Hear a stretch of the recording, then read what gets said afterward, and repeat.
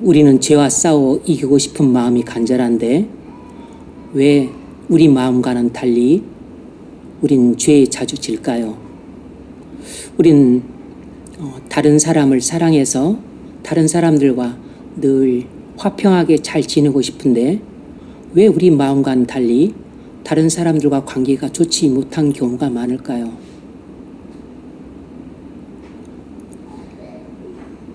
왜 우리 마음하고는 달리 우리 삶엔 이렇게 고통과 슬픔과 원치 않는 그런 불행감을 많이 느끼며 사실 살고 있을까요? 우리가 그 이유를 오늘 알아보려고 합니다. 베드로의 패배 사례를 통해서 우리가 왜 실제 생활 속에서 많이 넘어지고 엎어지고 있는가, 그 이유를 알 수 있고 올바른 진단과 처방을 받을 수 있을 겁니다. 예수님은 제자들에게 말씀하시길 내가 가는 곳에 너희는 따라올 수 없다고 말씀하셨습니다. 이 말씀을 예전에 하셨을 때 유대인들이 오해했던 것처럼 베드로도 이 말씀을 제대로 이해 못하고서 뜬금없는 질문을 했습니다. 주여 어디로 가시나이까? 그러자 예수님이 그에게 대답하시기를 내가 가는 곳에 지금은 내가 따라올 수 없지만 나중에는 따라올 것이다. 이렇게 대답했습니다. 그러나 베드로는 예수님 말씀이 심히 맞듣지 않았습니다. 주여 제가 왜 지금은 따라갈 수 없습니까? 저는 주님을 위해 목숨을 바칠 각오가 되어 있는데요. 그랬더니 예수님이 베드로가 듣기에는 되게 섭섭하게 드릴 수 있는 말씀을 냉정하게 하셨습니다. 네가 나를 위하여 목숨을 바치겠느냐? 닭 울기 전에 네가 나를 3번 부인하리라. 이렇게 베드로의 가슴을 비수로 찌르는 그런 말씀을 하셨습니다. 베드로가 이 말씀을 듣기에는 상당히 모멸감을 느낄 만한 말씀이었습니다. 왜냐하면 네가 잠시 후에 나를 배신하게 될 것이다 라고 하는 지금까지 한 번도 들어본 적 없는 섬뜩한 말씀을 하신 것입니다.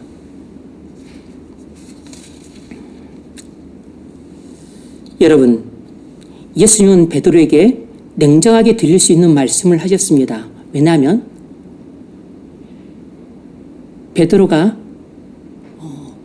진리를 알아야 됐기 때문입니다.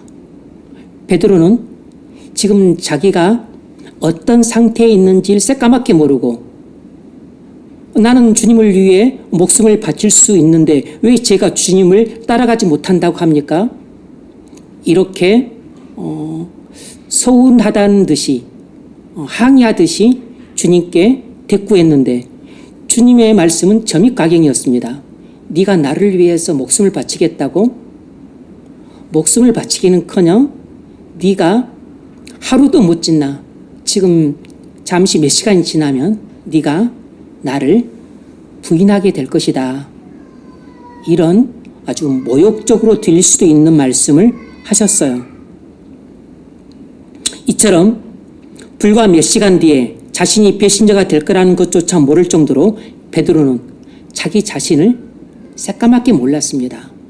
여러분, 우린 몇 시간 뒤에 우리가 무슨 일을 저지를지 모를 뿐만 아니라 몇 시간 뒤에 주님을 헌신짝처럼 버리는 배신자가 될지 모를 정도로 우리는 우리 자신에 대해서 베드로만큼이나 잘 모릅니다. 진리는 처음에는 냉정하게 들릴 수 있지만 나중에 그 진리가 우리를 살리는 말씀이 됩니다.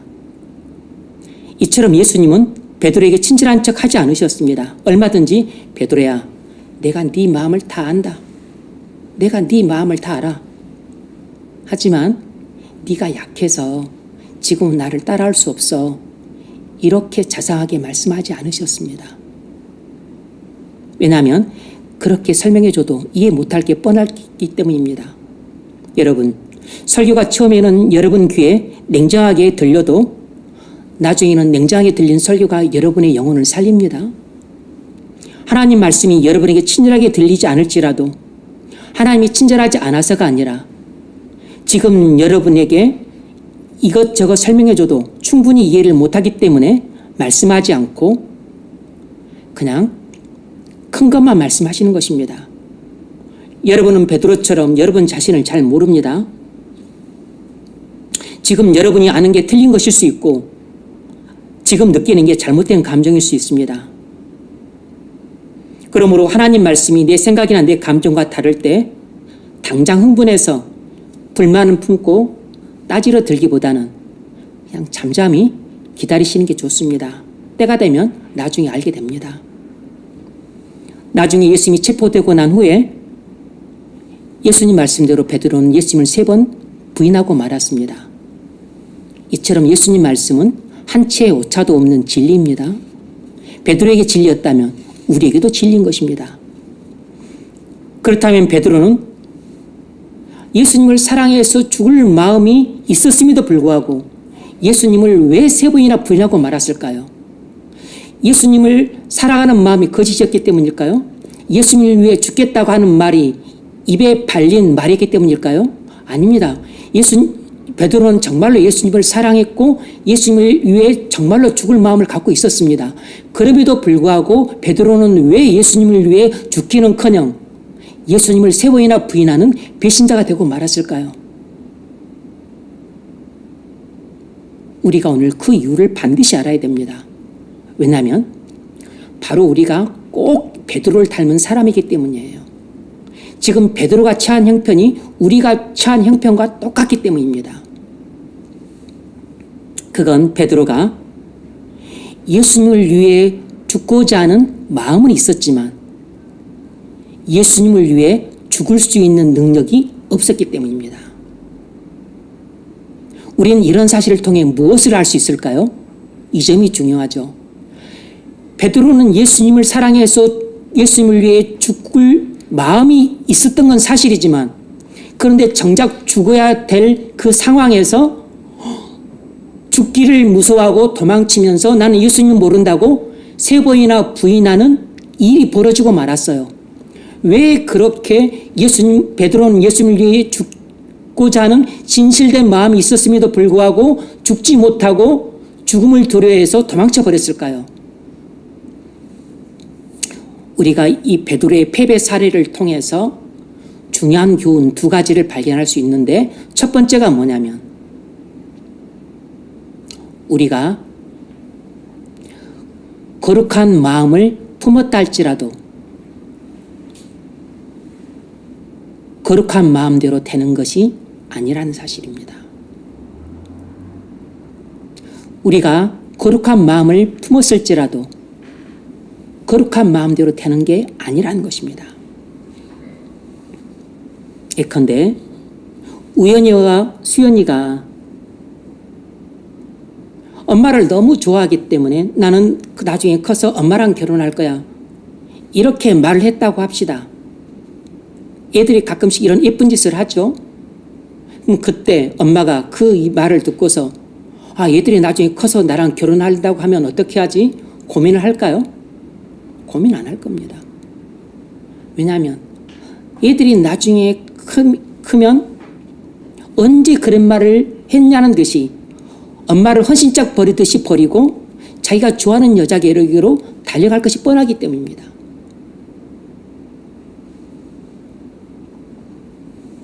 지금은 애들이 진심으로 하는 말이지만 나중에 자기들이 그렇게 못할 거라는 것을 모르고 하는 말이에요.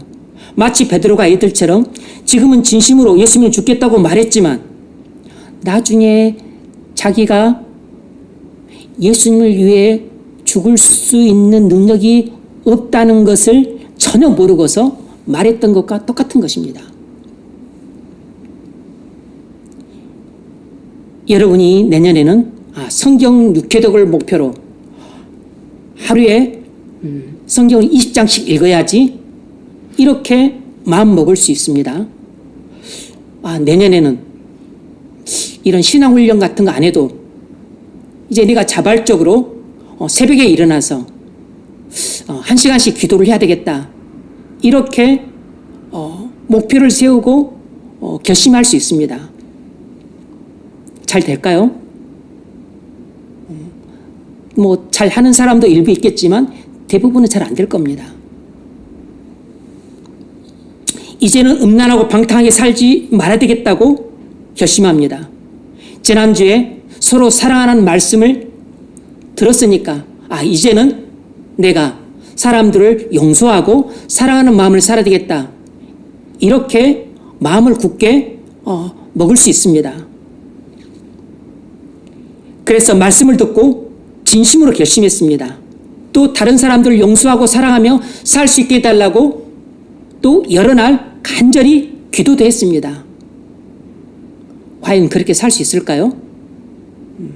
그렇게 살려고 아둥바둥 노력은 할 수 있겠지만 실제로 그렇게 살 수 있는 사람은 드물 겁니다. 왜 그렇죠? 대부분은 예전처럼 또 음란하고 방탕하게 살고 또 여전히 용서하지 않고 사랑하지 않는 자기 모습을 보며 낙심하고 좌절감을 느낄 겁니다. 나는 해도 안 되는구나. 확실한 것은 우리가 거룩한 마음을 품는다고 해서 그대로 되는 게 아니라는 진리만 다시금 확인하게 될 겁니다. 무엇이 문제죠? 지금 우리의 문제가 당시 베드로가 안고 있었던 문제와 똑같은 문제라는 점을 기억하셔야 됩니다. 그러므로 베드로의 문제가 어떻게 해결되는가를 보면 우리의 문제가 어떻게 해결될 수 있는가 해답도 찾게 됩니다. 베드로가 거룩한 마음을 품었지만 이 철저하게 패배한 사례를 통해서 우리가 알 수 있는 두 번째 진리가 뭐냐면 그것은 우리가 자기를 부인하고 자기 십자가를 지려면 반드시 성령을 받아야 한다는 사실입니다. 우리가 거룩한 마음을 품은 대로 살려면 어떻게 합니까? 성령을 받아야 됩니다. 성령을 받지 않고는 거룩한 마음을 품어도 거룩한 마음대로 살 수 없고 자기를 부인하고 자기 십자가를 지려고 해도 절대로 그렇게 살 수 없습니다. 예수님이 베드로에게 내가 가는 곳에 내가 지금은 올 수 없으나 나중에는 오리라고 말씀하신 의미가 무엇입니까? 지금은 내가 성령을 받지 못했기 때문에 내가 가는 십자가의 죽음을 따라올 수 없지만 네가 성령을 받은 후에는 내가 십자가에 죽은 것처럼 너도 십자가에서 죽을 수 있을 것이다 라는 뜻으로 말씀하신 것이에요. 베드로는 그 사실을 모르고 단지 마음만 있으면 그대로 살 수 있다고 믿었던 겁니다. 순진한 거죠. 순진한 것이란 바보란 뜻입니다. 베드로를 비롯한 제자들은 이미 예수 그리스도를 믿고 구원받은 사람들입니다. 그들은 과거에 예수님이 제자들로 불렀을 때 그들은 사랑하는 가족과 자신의 모든 소유를 다 버려두고 예수님을 따랐던 사람들입니다. 그러니까 그들은 어떤 면에서는 자기를 부인했던 사람들이었지만 또 다른 면에서는 여전히 이기적인 사람들이었습니다. 어떤 면에서 이기적인 사람들이었을까요? 그들은 지상에 그리스도의 왕국이 건설되면 서로 높은 자리를 차지하려고 싸웠던 좀스러운 사람들이고 여전히 세상의 욕망을 버리지 못하고 서로 싸우고 다투고 그리고 이기적이고 그리고 자기 중심적인 성향을 여전히 가지고 있었던 사람들이었어요.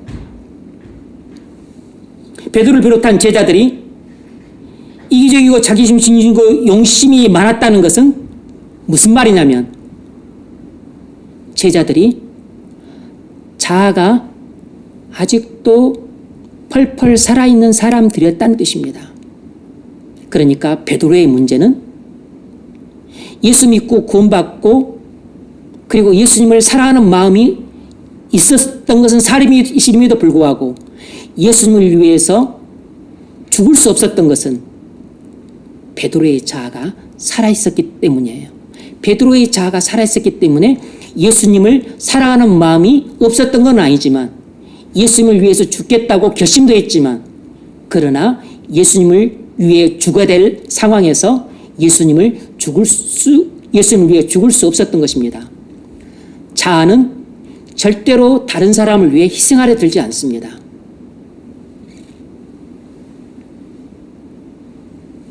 그래서 자아가 살아있는 사람들은 거룩한 마음을 품어도 그대로 살 수 없습니다. 자아가 살아있는 사람들은 자기를 부인하고 자기 십자가를 질 수 없어요. 불가능합니다. 자아가 살아있으면 맨 먼저 자기를 위하게 되고 다른 사람들은 나중이 됩니다. 예수님도 뒷전으로 밀려나요. 자아가 살아있는 사람들은 항상 자기 편리함만 생각하고 자기 이익을 먼저 생각하고 자기 즐거움을 먼저 생각하고 그리고 자기 칭찬받을 것을 먼저 생각하고 자기가 높아질 것을 먼저 생각하게 되어 있어요. 그것이 바로 자아입니다. 자아란 일종의 에고예요. 자기애입니다. 자기애, 자기 사랑이에요. 자기를 사랑하는 본능, 이것이 바로 자아고 바로 그것이 죄로 말미암아 타락한 우리의 본성이에요.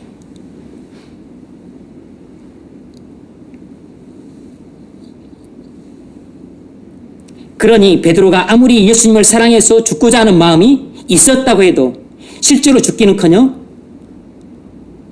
주가 될 상황에서 살려고 도망치고 예수님 모른다고 부인했던 겁니다.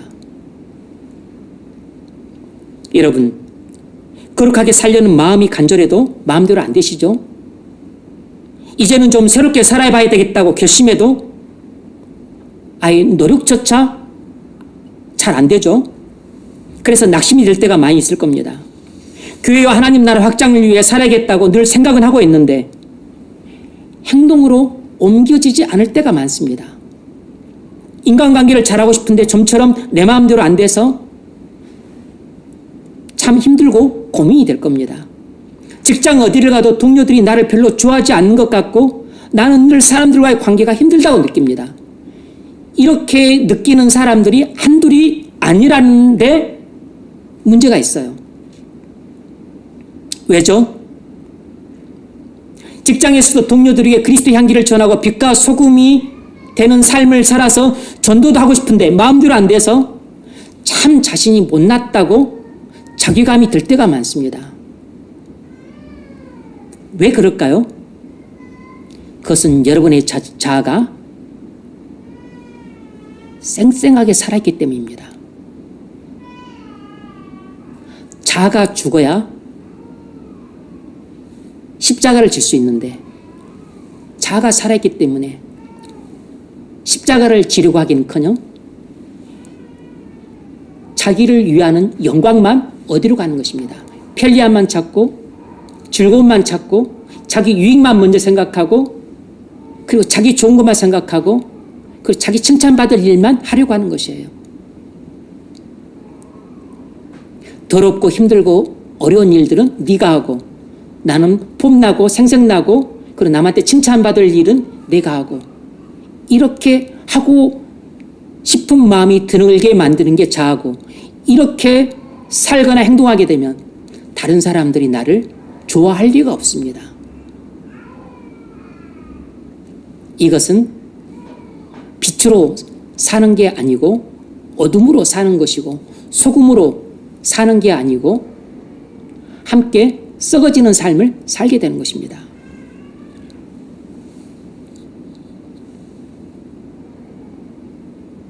여러분의 자아가 십자가에서 죽지 않았기 때문이에요. 그리고 여러분의 육체에 남은 자아를 날마다 죽여야 되는데 죽이지 못하기 때문에 일어난 불상사입니다. 자아가 여러분 안에서 왕노릇하고 있기 때문에 거룩한 마음을 품어도 거룩한 마음대로 사는데 실패하는 것입니다. 왜 예수를 믿고 구원받아도 자기를 부인하고 자기 십자가를 지는 게 이렇게 힘듭니까? 예수 믿고 구원받고 성령 받으면 그게 가능하지 않을까요? 아닙니다. 그건 자기 힘으로는 자기를 부인하고 자기 십자가를 질 수 없기 때문입니다. 자아가 살아있는 사람은 뭐든지 자기 힘으로 하기 때문에 아무리 거룩한 결심을 해도 실패합니다. 그럼 우리가 자기를 부인하고 자기 십자가를 지는 삶을 살려면 어떻게 해야 됩니까? 성령을 받아야 됩니다. 성령을 받아야 한다고 하는 말은 제가 그냥 통쳐서 하는 말인데, 성령을 받아야 한다는 말은 두 가지 의미를 살짝 내포하고 있습니다. 1차적으로는 성령으로 거듭나야 된다는 뜻이고, 근데 성령으로 거듭나서 그리스도인이 되어도 자기를 부인하고 자기 십자가를 지는 삶을 일정 부분은 좀 살 수 있어요.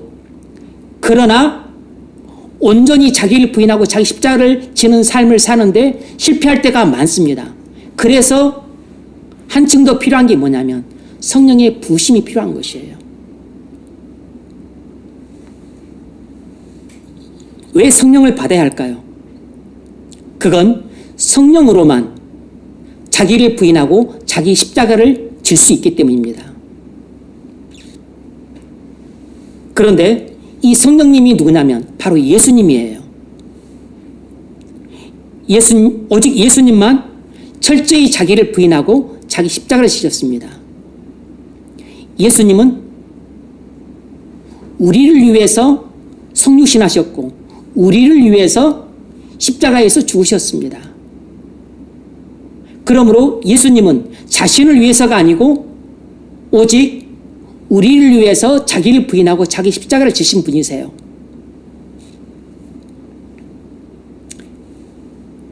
완전히 자기를 부인하고 자기 십자가를 지신 분은 예수님 한 분뿐입니다. 그런데 성령님이 누구냐면 바로 예수님의 영이에요. 그러니까 성령님은 바로 예수님이신 것입니다. 이제 예수님은 십자가에서 죽으시고 부활하시고 승천하셔서 하늘 보좌에 앉아 계시기 때문에 우리와 함께 계실 수가 없어요. 그리고 예수님은 계셔도 몸을 갖고 있기 때문에 한 곳에만 머무르시지 모든 사람에게 동시에 있을 수가 없습니다.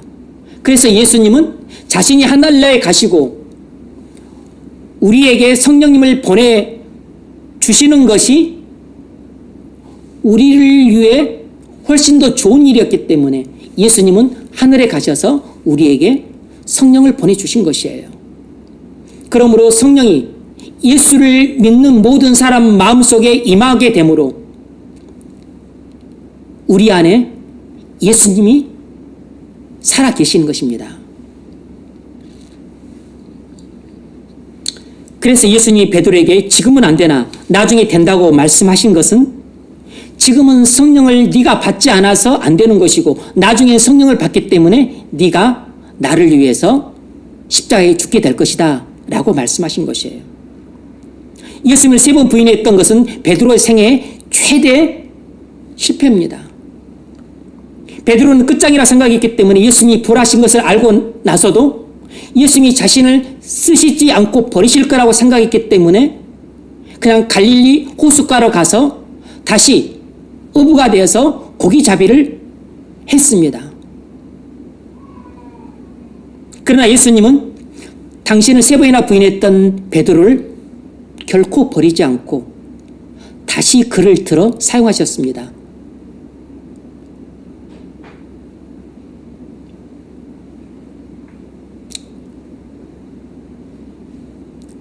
네가 나를 사랑하느냐? 내가 주를 사랑하는 줄 주께서 아시나이다. 이 문답을 3번을 통해서 베드로를 다시 회복시켜 주시고 이 베드로를 다른 어떤 사도들보다도 훨씬 더 위대하게 사용을 하셨어요. 예수님은 베드로가 자신을 부인한 것에 대해서 한 번도 언급하지 않으셨고 한 번도 책망하지 않으셨습니다.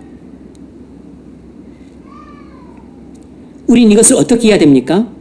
예수님은 베드로가 당신을 3번이나 부인한 사건을 통해 베드로에게 2가지 교훈을 주고 계신 것입니다. 오늘 우리가 지금 다뤘던 교훈이에요. 첫 번째는 네가 아무리 거룩한 마음을 품는다고 해도 마음대로 되는 게 아니다. 그리고 둘째는 네 힘으로는 안 되지만 그러나 성령의 힘으로는 모든 것이 가능하다라고 하는 교훈을 주고 계신 것입니다. 겟세마네 동산에서 예수님이 제자들에게 기도하라고 강권하셨지만 제자들이 다 피곤하다는 이유로 졸았습니다.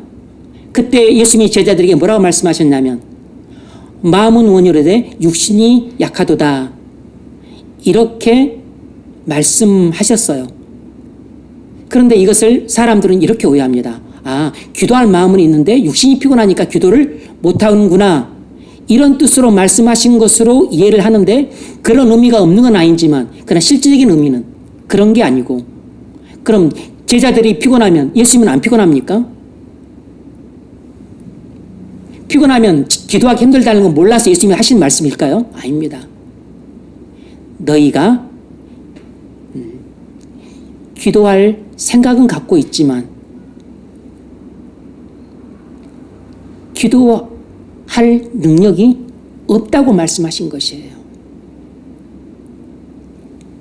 성령을 받지 못했기 때문에 기도할 마음을 갖고 있어도 정작 기도해야 될 상황에서 기도를 못한다는 것입니다. 여러분, 성령을 받지 못하면 정말로 기도해야 될 때에도 기도를 안 합니다. 성령을 받지 못한 상태에 있으면 오직 기도만이 문제의 해결책인데 기도를 안 하고 사방팔방으로 다른 해결책을 찾아 구하는 어리석은 짓을 범합니다.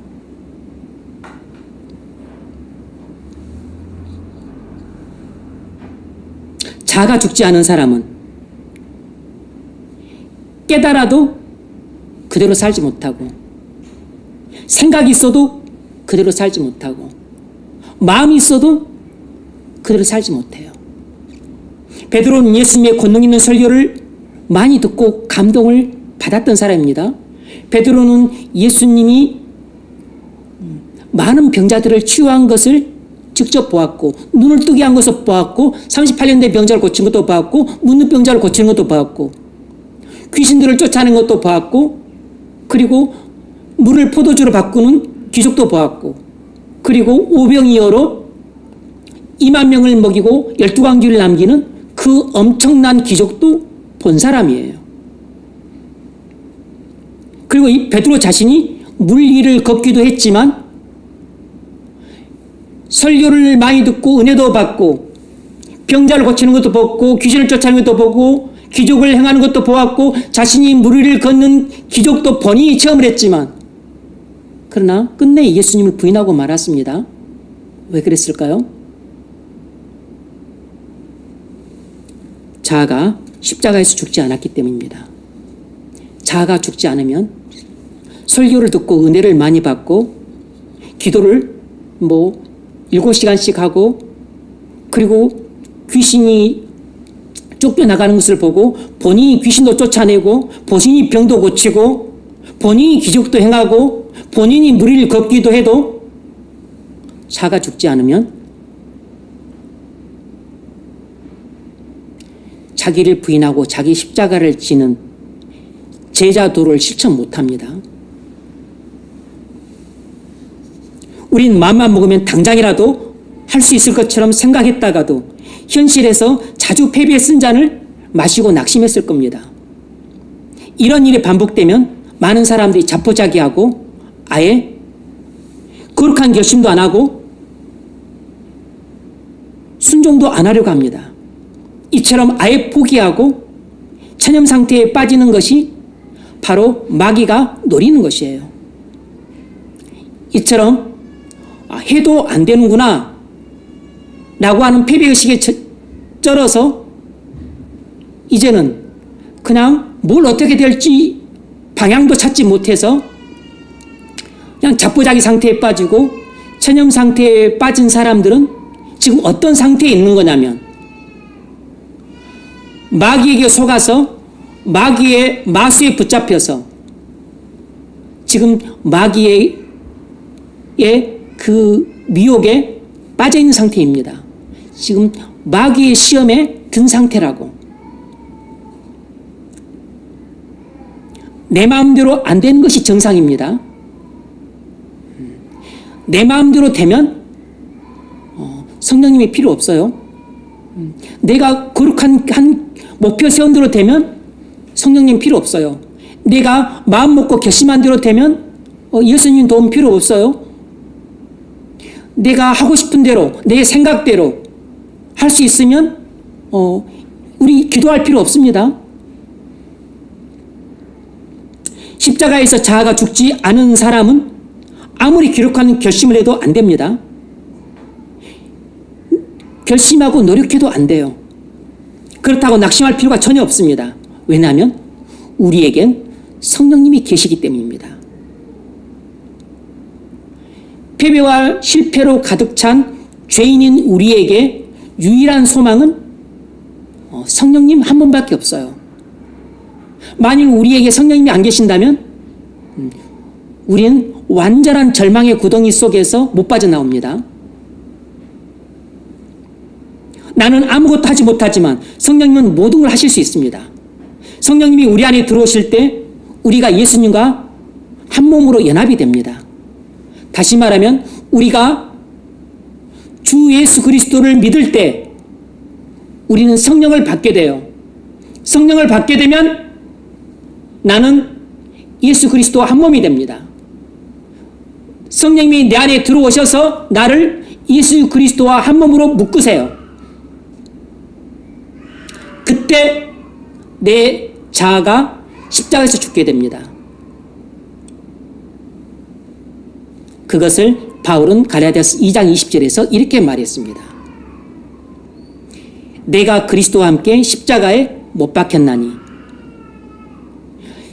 바울은 예수 그리스도를 믿는 순간에 그리스도와 한 몸으로 연합되었어요.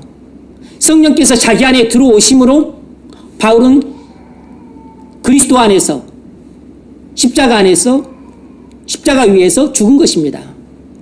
내가 그리스도와 함께 십자가에 못 박혔나니 그런즉 이제는 내가 사는 것이 아니요 오직 내 안에 그리스도께서 사시는 것이라.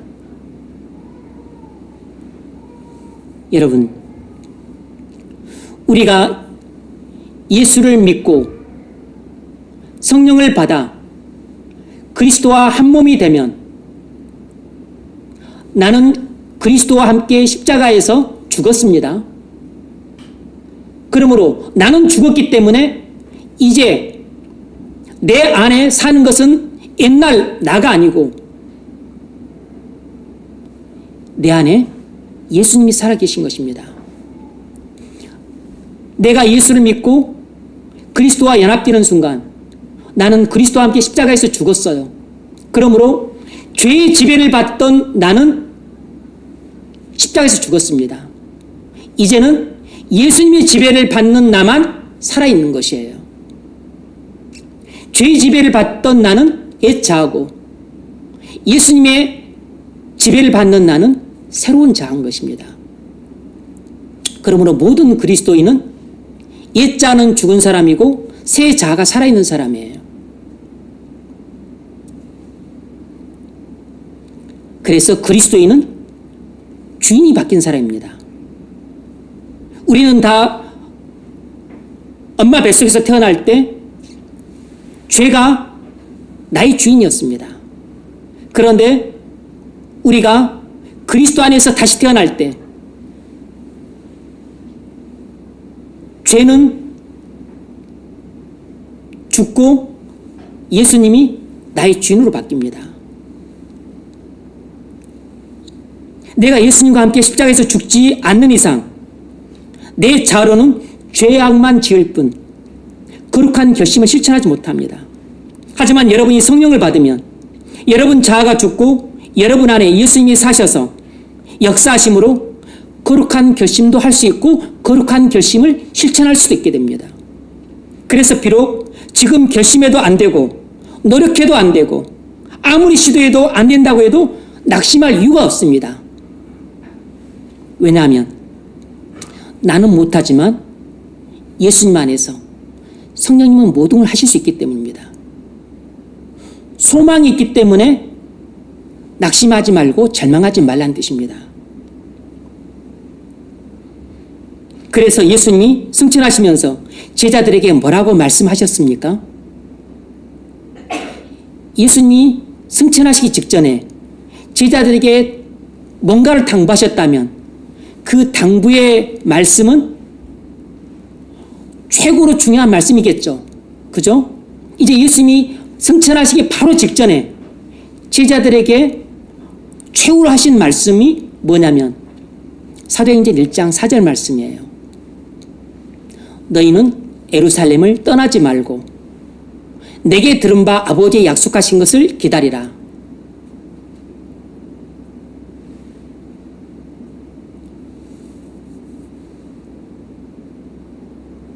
사역하겠다고 설레발 치지 말고 잠잠히 기도하면서 성령 세례를 받을 준비를 하라. 이렇게 말씀하신 것이에요.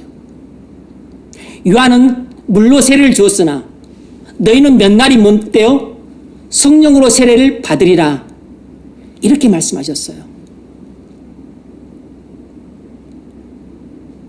성령 세례를 받은 후에 사역하라는 것입니다.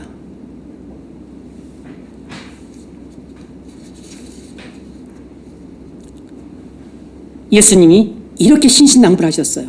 왜 예수님은 승천하신 직전에 마지막으로 제자들에게 최후의 이 말씀을 이렇게 신신당부하셨을까요? 그건 제자들이 오직 성령 세례를 받아야만 예수의 증인이 될 수 있었기 때문입니다. 예수의 증인이 된다고 하는 말은 예수님처럼 산다는 뜻입니다. 예수님처럼 산다는 뜻은 자기를 부인하고 자기 십자가를 지는 삶을 산다는 뜻입니다.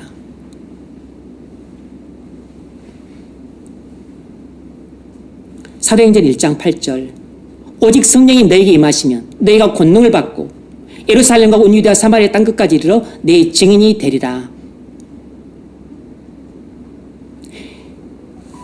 우리가 성령을 받아야 되는 이유도 바로 성령을 받아야만 성령의 권능 있게 우리 안에서 역사하심으로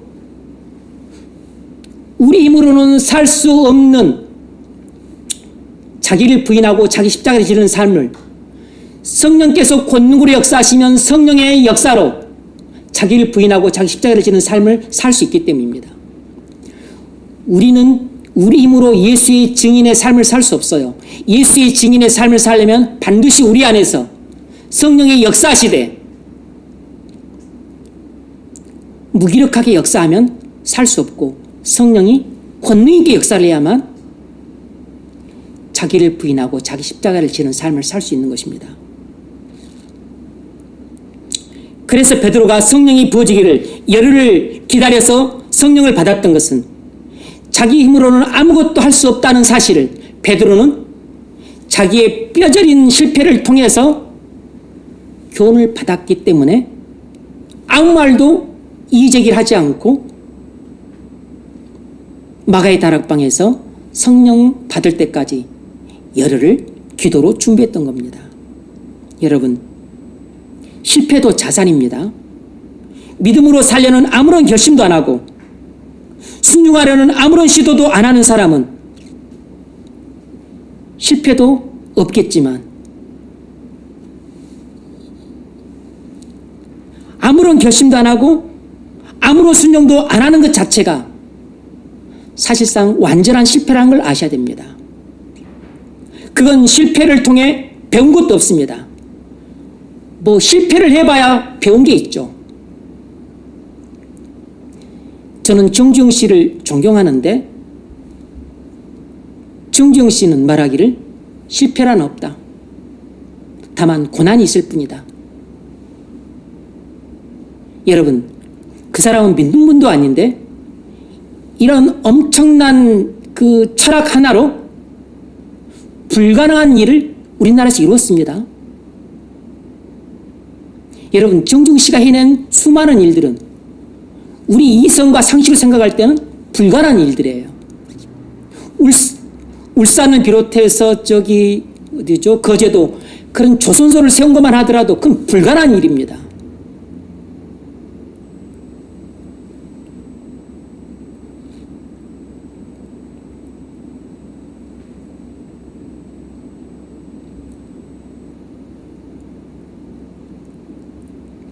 여러 가지 결심과 노력이 실패한 것은 실패가 아니라 일시적인 패배일 뿐이에요. 용어를 잘 골라서 선택해야 됩니다. 진짜 패배는 마귀의 마수에 걸려 자포자기한 상태로 찬염하며 사는 것입니다. 무기력하고 무능력하게 살고 침체와 우울감에 살고 낙심과 좌절감에 빠져 사는 것이 바로 마귀가 우리에게 가장 원하는 바고, 그것이 한 사람을 무너뜨리고 한 가정을 무너뜨리고 그리고 교회를 무기력하게 만들고 예수님의 이름을 욕되게 하는 것인데, 마귀의 마수에 딱 걸려든 것입니다.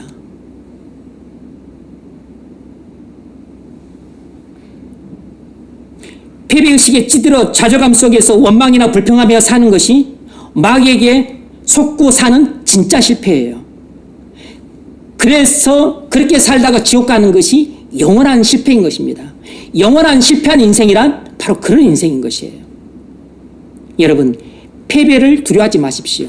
넘어지고 쓰러지고 엎어지고 꼬꾸라지고 자빠지는 것을 두려워하지 마세요. 두려워하면 아무것도 못합니다. 결국 베드로는 마가의 다락방에서 성령 세례를 받아 위대한 사도가 되었습니다. 베드로는 성령 세례를 받은 후 자아가 죽고 예수님으로 충만해졌어요. 그리고서 완전히 딴 사람이 되었습니다. 자기를 부인하고 자기 십자가를 지는 사람이 되었습니다. 감옥에 갇히고 죽는 것을 두려워하지 않고 복음을 전하는 사람이 되었고, 복음을 전하면 3,000명이 회개하고 5,000명이 회개하는 놀라운 전도자로 탈바꿈했습니다. 그리고 예수님을 따라 십자가에 달려 죽었습니다. 그것도 전생에 의하면 자기는 십자가에 거꾸로 달려 죽었다고 했습니다.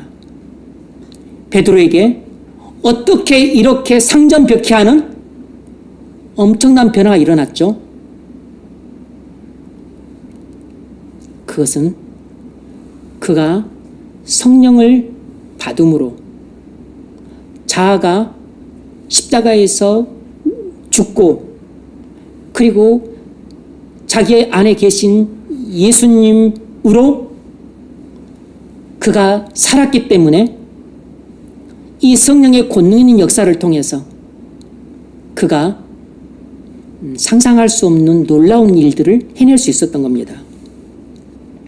왜 우리가 성령을 받아야 합니까? 왜 우리가 성령의 부으심을 받아야 되죠? 그래야만 예수의 증인된 사명을 감당할 수 있기 때문입니다. 우리는 우리 힘으로는 예수의 증인된 삶을 절대로 못 삽니다. 어느 누구도 못 살아요. 그건 집사도, 권사도, 장로도, 목사도 못 삽니다. 제자들은 예수님이 사신 것과 죽으신 것과 부활하신 것과 승천하신 것을 다 목격했기 때문에 그 마음이 얼마나 흥분되었겠습니까? 이제는 언제 어디서 누구에게든지 복음을 전하고 예수님을 위해 살 수 있을 것만 같았을 겁니다. 그러나 예수님은 말렸습니다.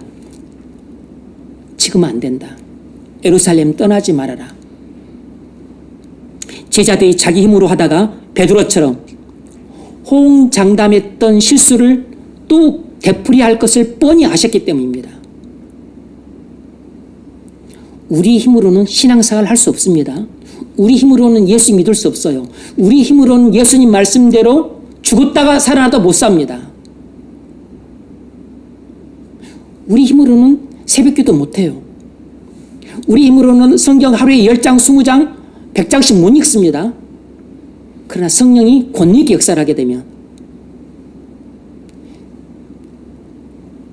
매일 새벽기도 3시간, 아니 기도 자체를 7시간, 12시간씩 합니다. 성경을 10장이 아니라 20장, 30장, 100장, 아니 3일 만에 성경 전체를 한 번에 읽어냅니다.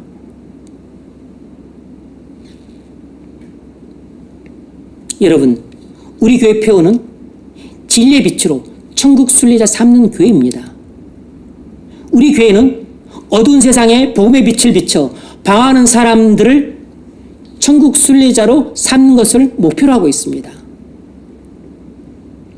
영혼 구원과 교회 부흥과 세계 선교사라는 사명을 잘 감당해서 하나님 나라를 이 땅에 건설하고 확장하는 것을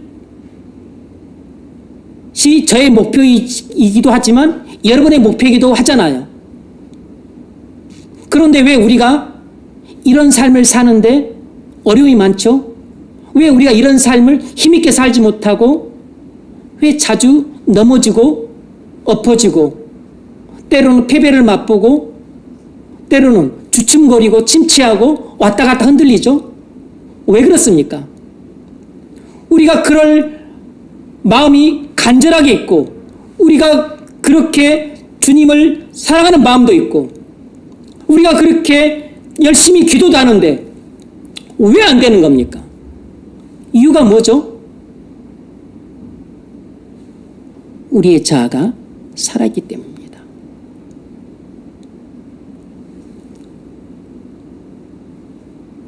여러분이 성령을 받지 않았기 때문이에요. 우리가 혹 성령을 받아 거듭난 사람이 되었다 할지라도 성령이 기갈되었기 때문입니다. 그래서 우리는 성령의 부심을 받아서 성령 충만한 상태를 유지해서 성령이 내 안에서 권능 있게 역사를 하게 되면 우리는 우리 힘으로는 그렇게 패배했던 것을 승리하게 되고 우리 힘으로는 그렇게 할 수 없었던 것을 하게 되고 우리 힘으로 할 때는 그렇게 좌절을 맛보고 되는 둥 안 되는 둥 하고 했던 것들이 놀랍게 성취되는 기적의 역사를 맛보게 됩니다. 아무리 우리가 거룩한 목표를 세우고 거룩한 소원을 갖고 기도한다고 해도 우리 힘으로는 안 되고 성령이 역사하시면 되기 때문입니다. 베드로가 자기 힘으로 해보려고 했다가 패배했던 것처럼 우리 힘으로 해보려고 하게 되면 어려움만 겪게 되고 나락만 겪게 되고 그리고 자꾸 낙심만 하게 됩니다. 그러나 낙심할 필요도 없고 절망할 필요도 없어요. 왜냐하면 어차피 우리 힘으로는 안 되기 때문이고 그리고 오직 성령의 힘으로만 가능하기 때문입니다.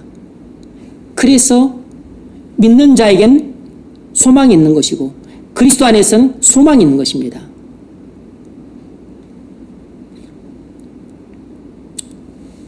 여러분, 바울은 어떻게 혼자서 유럽을 복음화시킬 수 있었을까요?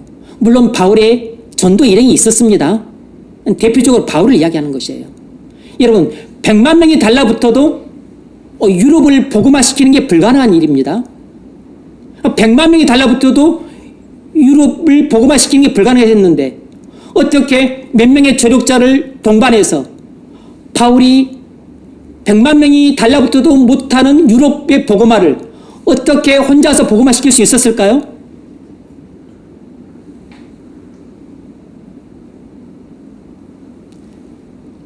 그것은 잘 들으셔야 됩니다. 여기에 우리의 실패의 원인이 있고 그리고 여기에 우리의 성공의 단초가 있어요. 그게 왜 가능했냐면 바울이 주님을 위해 일하지 않고 주님이 바울을 통해 역사하셨기 때문에 가능했던 겁니다. 그게 이해가 되는 듯 하기도 하고 좀 뭔가 말끔히 정리가 안 될 수 있는데 여러분,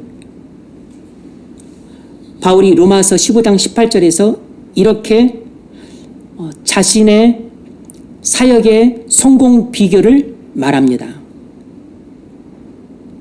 그리스도께서 이방인들을 순종하게 하기 위하여 나를 통하여 역사하신 것 외에는 뭐라 그랬습니까? 내가 그리스도를 위해 죽도록 일했더니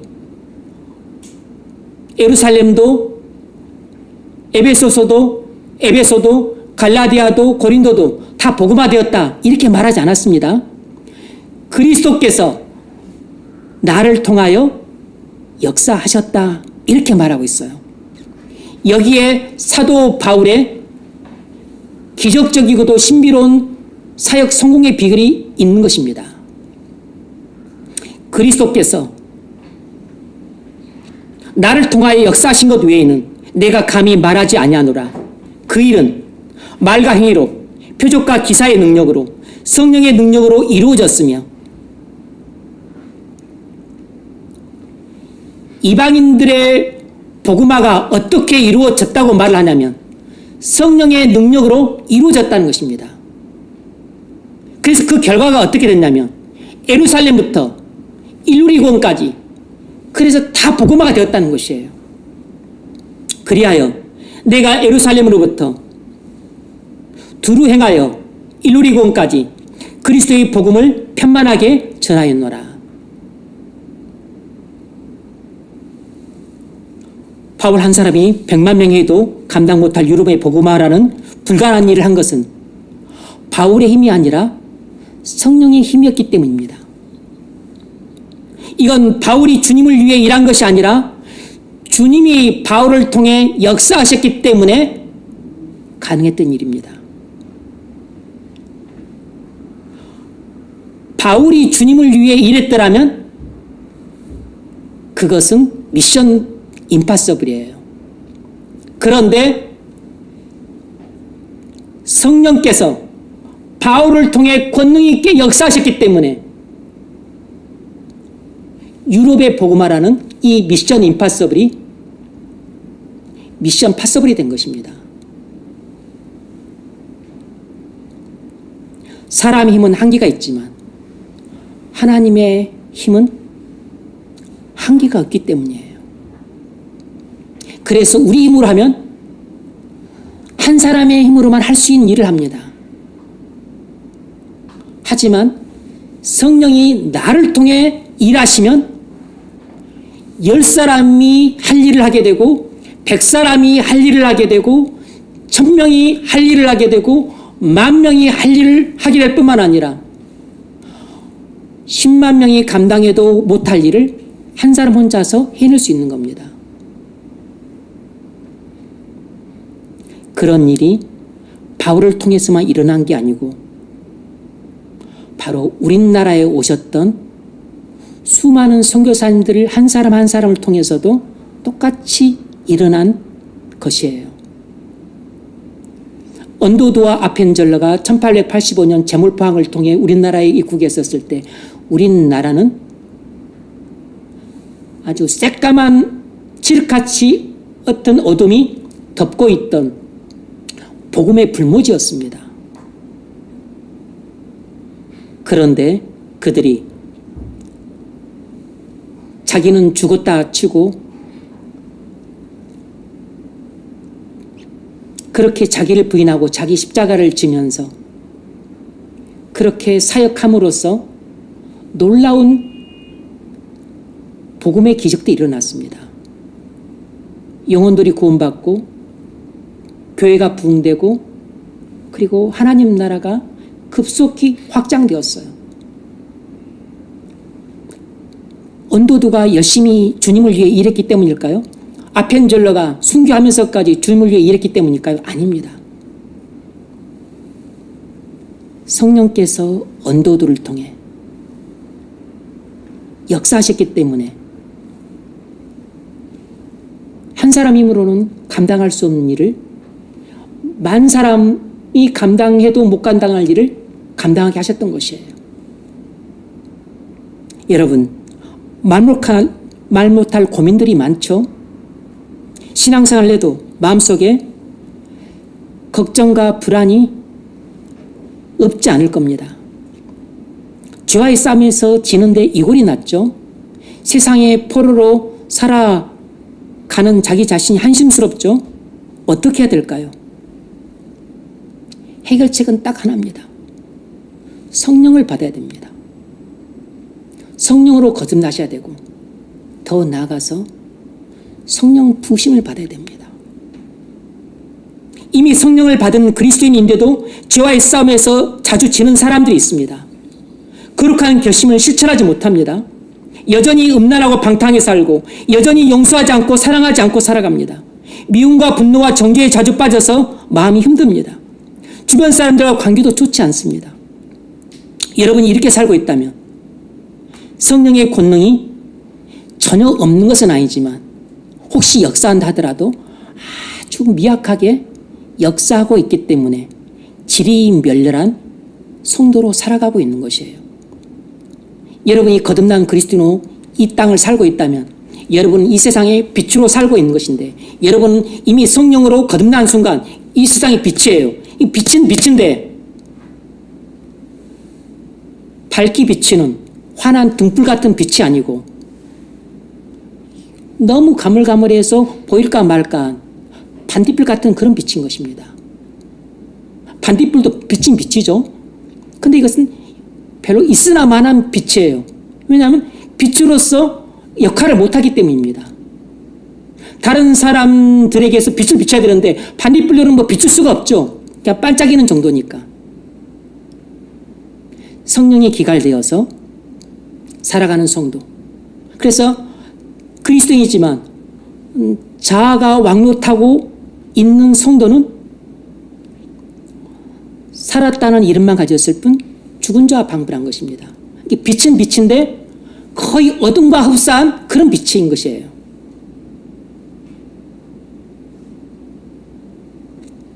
많은 사람들이 하나님의 대사라는 책을 읽고 어떻게 김하중 장로님은 이렇게 사신지 모르겠다고 감동을 받습니다.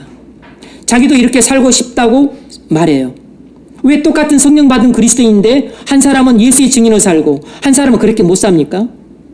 그분은 성령의 부으심을 받아 충만한 상태를 유지하고 성령께서 그를 통해 권능 있게 역사하시기 때문이에요. 다른 사람은 성령으로 거듭나긴 했지만 성령의 부으심을 받지 못해서 자기 죄로 인해서 성령이 기갈되어 성령이 그를 통해 역사하는 힘이 너무나 미약하기 때문입니다.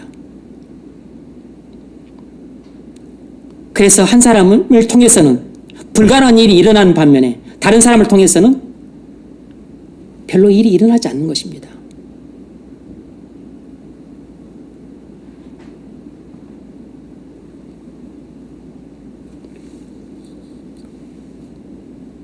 우리가 주님을 위해 일하지 않고 주님이 우리를 통해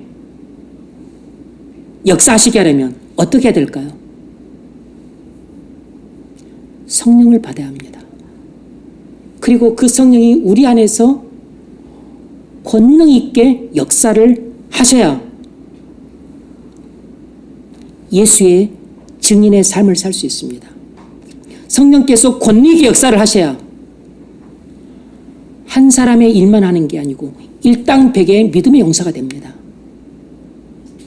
그래서 한 사람이지만 100명의 이상의 일을 감당하고 한 사람이지만 1000명 이상의 일을 감당하고 한 사람이지만 10,000명이 감당해도 못할 전도를 하게 되는 것이에요. 그래서 혼자서 100명, 1000명, 10,000명을 전도하는 사람들이 있는 겁니다. 바로 그런 사람들은 성령이 권능 있게 역사하는 대표적인 사람들이에요. 성령이 권능 있게 역사하는 가장 대표적인 케이스가 전도입니다. 전도. 마귀가 제일 싫어하는 게 전도입니다. 전도. 뒤집어 말하자면 예수님을 가장 기쁘시게 하는 일이 전도예요. 전도.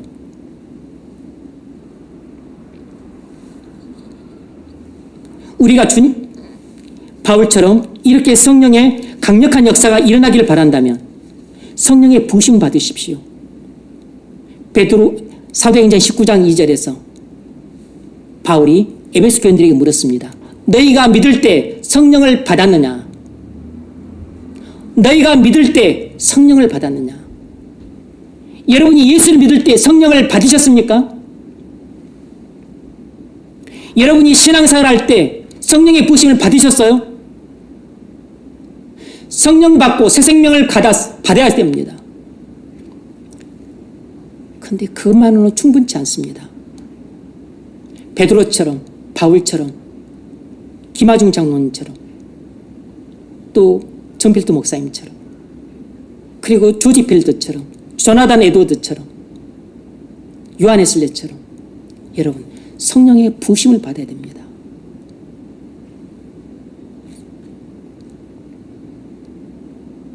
그래야 우리 자아가 확실히 십자가에서 죽고, 그리고 날마다 성령 충만해서 우리 자아를 죽일 수 있기 때문이에요. 그래야 우리가 우리 안에서 죽고 예수님이 우리 안에서 살 수 있습니다. 우리가 거룩한 마음을 따라 순종하고 성령의 인도하심에 순종하고 성령의 감동하심에 순종하고 그리고 성령이 말씀하심에 순종하는 삶을 살려면 큰 우리 안에 성령님이 충만해야 됩니다. 말씀을 순종하고 살고 그리고 자기를 부인하고 자기 십자가를 지고 그리고 나 대신 남을 사랑하고 그리고 나 대신 예수님을 사랑하는 삶을 살려면 절대로 우리 자아가 살아서는 불가능합니다. 나의 옛 자아는 죽고 나의 새 자아가 살아있어야 돼요. 나의 새 자아가 나의 새 주인이 돼야만 가능합니다. 빌립보서 2장 12절에서 바울은 이렇게 빌립보 교인들에게 권면했습니다. 항상 복종하여 두렵고 떨림으로 너희의 구원을 이루라. 너희 안에 생하신 이는 하나님이시니, 성령을 말합니다. 너희 안에 생하신 이는 하나님이시니 너희로 소원을 두고 행하게 하시나니. 성령께서 우리 안에서 권능 있게 역사하게 되면 우리에게 이렇게 하라고 말씀을 하십니다. 이렇게 하라고 인도하세요. 이렇게 하도록 우리의 마음에 감동을 주고 충동을 줍니다. 그때 우리가 순종을 하게 되면 우리 입으로 할 수 없는 일들을 하게 됩니다. 그때 순종을 하게 되면 불가능했던 일들이 가능하게 돼요. 그때 순종을 하게 되면 기적이 일어납니다. 성령께서 말씀하실 때 순종하게 되면 상상도 못하는 일들을 경험하게 됩니다.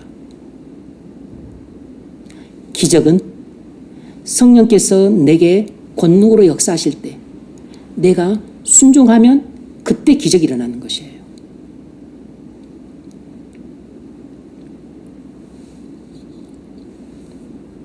불가능한 일들이 가능할 수 있는 것은 우리가 성령의 역사에 순종할 때 일어나는 신비입니다. 우리가 성령으로 거듭나면 그렇게 성령의 역사에 순종할 수 있고 우리가 성령의 부으심을 받게 되면 성령의 역사에 더욱 더 잘 순종할 수 있습니다.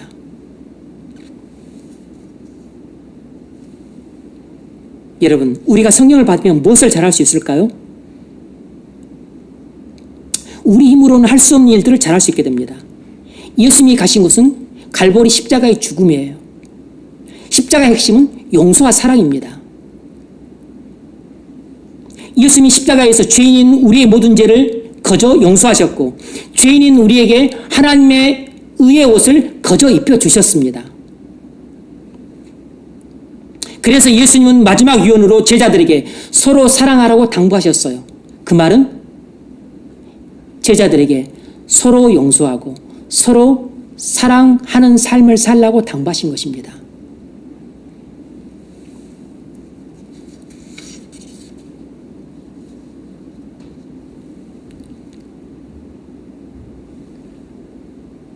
십자군 전쟁 때 무슨 일이 일어난 줄 아십니까? 로마 교회가 십자가 깃발을 높이 들고 예수 안 믿는 사람들을 죽여도 되는 줄 알고 무참하게 수많은 사람들을 죽였습니다. 그것을 거룩한 전쟁이라고 말했어요. 그것 때문에 지금 중동 땅과 이스라엘 땅에는 심각한 복음의 왜곡이 일어났습니다. 그래서 그 당시에 일어났던 일들을 역사를 통해 그들이 배웠기 때문에 아랍의 무슬림들은 기독교 하면 치를 떱니다. 이스라엘 사람들은 예수 믿는 사람 그러면 치를 떨어요. 왜냐하면 예수 믿는 사람들이 유대인들이 예수님을 죽였다고 해서 예수님을 죽인 민족인 유대인들을 그렇게 핍박을 했기 때문입니다. 예수님을 죽인 민족이라고 해서 유대인들을 그 유럽에 예수 믿는 사람들이 학살하고 재산을 빼앗고 내쫓고 온갖 구박과 멸시와 천대를 했어요. 그래서 이곳에서 저곳으로 저곳에서 이곳으로 유럽 각지에서 뿔뿔이 흩어져 살았습니다. 그래서 유대인들이 제일 미워하는 사람이 예수님이에요. 그것은 예수 믿는 사람들이 복음을 모르고 그렇게 용서와 사랑을 베풀기는커녕 예수님 죽였다고 유대인들 죽이고 예수 안 믿고 그 알라 믿는다고 무슬림들을 처참하게 죽였기 때문입니다.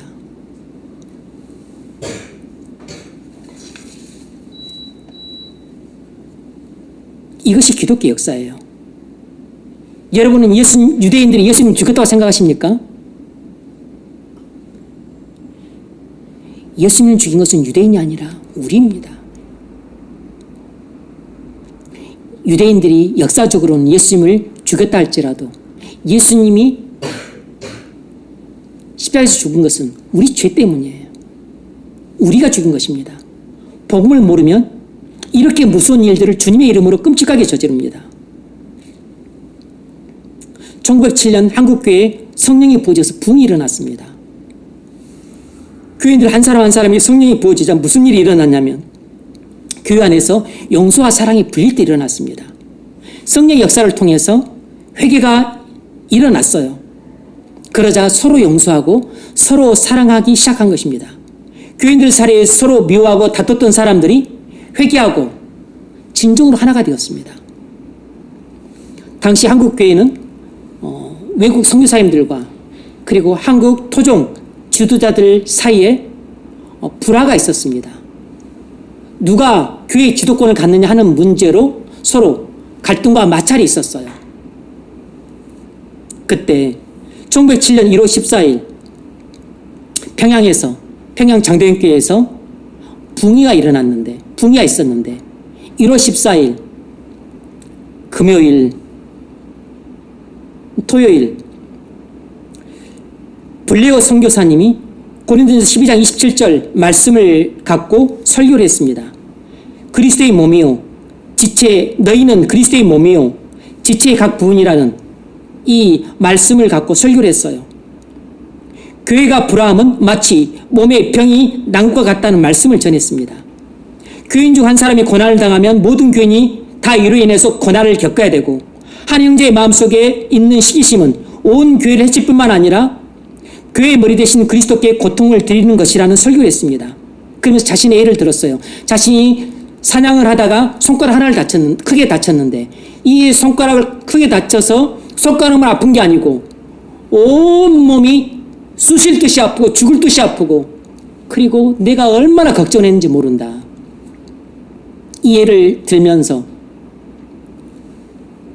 몇 사람 사이에 서로 미워하고 또 화내고 다툼이 있으면 이 사람들만 서로 아프고 괴로워하고 힘든 게 아니고 그리스도의 몸된 교회 전체가 다 열병을 앓고 신음을 하고 그리고 머리 대신 그리스도께서 얼마나 괴로워하고 힘들어하고 고통스러워하시는지 모른다. 이 설교를 전했을 때 성령의 감동이 임해서 교인들의 마음이 무너지기 시작했습니다. 설교가 끝나고 많은 사람들이 죄가 무엇이라는 것을 깨닫고 자기들이 너무나 사랑이 없다는 것을 깨닫고 회개하기 시작했어요. 블레어 선교사님 글에 이렇게 썼습니다. 이날 밤 교인 중 한 사람이 일어나서 자기가 이때까지 어느 장로를 미워했노라고 고백하고 잘못을 뉘우쳤습니다. 그때 그 장로는 여러 장로들과 함께 있었는데 그를 바라보고서 고개를 푹 숙이고 앞으로 나와서 교인들에게 말했습니다. 나는 이때까지 하나님을 거역하는 죄를 범했습니다. 나는 교회 장로로서 나의 형제인 장로님을 미워했을 뿐만 아니라 박 목사님을 미워했습니다. 박 목사님은 블레어 선교사님을 가리킵니다. 그리고 강대상에 있는 나를 돌아보며 눈물 범벅된 채 목사님 나를 용서하실 수 있습니까? 나를 위해 기도해 줄 수 있습니까? 라고 울부짖었습니다. 그리고 무릎을 꿇고 기도하기 시작했어요. 이때 우리가 느낀 것은 마치 예배당의 지붕이 걷히고 하나님의 성령이 산사태처럼 밀려오는 것 같았다. 나는 그 장로 옆으로 가서 그를 붙잡고 기도했다. 그 기도는 일찍이 해본 적이 없는 간곡한 기도였다. 그 자리에 있는 어느 누구도 의식하지 않고 오직 하나님만 향하여 기도했다. 그때 온 교인들이 두려워하는 마음으로 하나님의 자비하심을 요원하며 기도하는 소리를 들었다.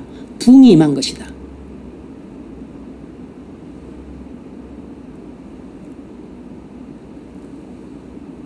선교사님들과 한국교회 토종 지도자들 간의 갈등과 마찰과 반목과 대립이 심해서 아주 교회가 어려움을 겪고 있을 그때 2주간 이 사경을 하는데 마지막 이틀 정도의 금요일 토요일 그때 성령이 부어진 것입니다. 여러분, 위기 뒤에 교회가 옵니다. 인간의 위기는 하나님이 우리에게 은혜를 베푸시기에 가장 좋은 기회예요. 그러므로 여러분이 인생의 위기가 찾아왔다고 해서 낙심하거나 좌절하지 마십시오. 바로 여러분의 위기 때 하나님이 여러분에게 은혜를 베푸시기에 가장 좋은 기회라는 것을 기억하시고 하나님 앞에 나와 기도를 하십시오. 하나님 앞은 여러분이 은혜를 받기 위해 예비된 쉬운 자입니다.